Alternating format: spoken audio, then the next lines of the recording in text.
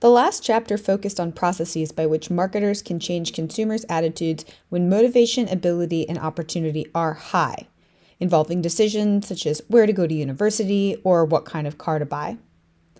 However, it's more common that consumer motivation is low, and hence the effort consumers will expend to process information is also low. Under these circumstances, consumers will engage in peripheral route processing, as discussed in the context of the elaboration likelihood model. So today we're going to talk about some of these ways in which consumers form attitudes under conditions of low motivation. First, classical conditioning. You might be familiar with the theory of classical conditioning from psychology class. Think of Pavlov's dogs who learned to salivate when a bell was rang. This theory of classical conditioning is relevant to a marketing context too, and proposes that a neutral object, something with little inherent meaning to a consumer, like a pack of gum, can be associated with a meaningful object or concept. It is through this learned association that consumers can respond to the neutral object in the same way as they respond to the meaningful object. In a marketing context, the meaningful unconditioned stimulus is something that will cause a predictable and positive response in the consumer, and that becomes the unconditioned response. These are things that people just naturally like. For example, the unconditioned stimulus might be the use of humor in an ad, such as Geico ads featuring witty quips by the Geico Gecko, which results in an unconditioned response of good feelings. People naturally like humor and cute mascots.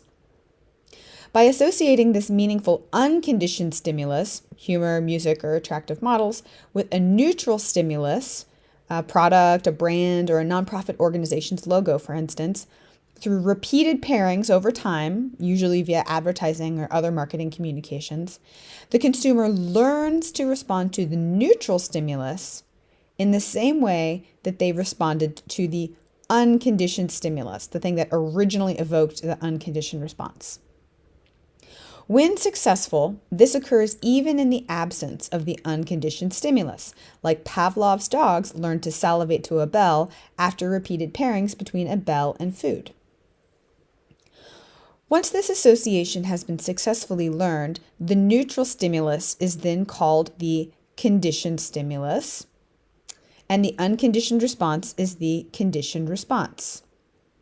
Let's take a look at this in practice with the Coca-Cola example here below. So before conditioning, many consumers in America and other countries in the world have favorable associations with Santa Claus and Christmas. So when people are exposed to cues related to Christmas, they have an unconditioned response of excitement, happiness, and thoughts about family. So we didn't have to teach the consumer this, they already knew this. Before exposure to the Coca-Cola brand, it's hard to imagine that because people are exposed to it from such a young age. This is theoretically a neutral stimulus. People have no associations with the brand name or the product packaging, etc. So they're exposed to the stimulus and no response because they don't know anything about it. In order for marketers to teach people favorable attitudes towards products, they repeatedly expose people to the Christmas stimulus and the neutral stimulus simultaneously in contexts such as advertising. So people then learn to associate Coca-Cola with Christmas, which evokes the positive response. And so then after this learning process is complete, Coca-Cola then exposes a positive response. Moving on to operant conditioning, it's like classical conditioning in that it involves less effortful ways of processing messages that influence learning, and specifically in this context, forming attitudes. It's different in that it incorporates the idea of rewards and punishments. The basic premise of operant conditioning is that people form favorable attitudes towards a target when it rewards them in some way. For instance, using a product that addresses a problem or makes the consumer feel good. So actually, to go back to the Coca-Cola example, if people were to drink the Coca-Cola and it tasted good, that would provide a reward that would cause them to repeat that behavior in the future. Negative attitudes are formed when the product use or the behavior punishes them in some way. For instance, a product does not work or is not consistent with expectations.